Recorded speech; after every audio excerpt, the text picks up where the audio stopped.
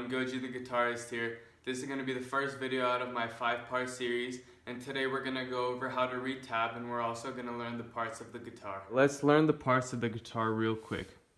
So this is the neck of the board. This is the portion of the guitar where you hold when you play the instrument. This is the tuning knobs. This is what you use to tune the guitar whenever it comes out of tune.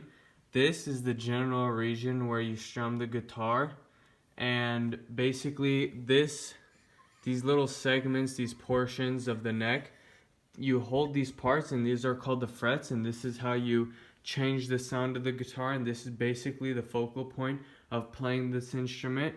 The key tip in order to play these frets and play the guitar the best way is to hold the frets as hard as you can near the edge of the sound to get a clear, crisp sound.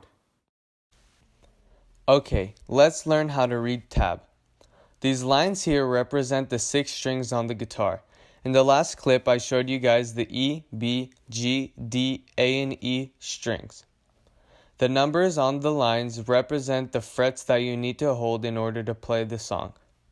With this information, you should be able to play the tab pieces that I show you guys in my next videos.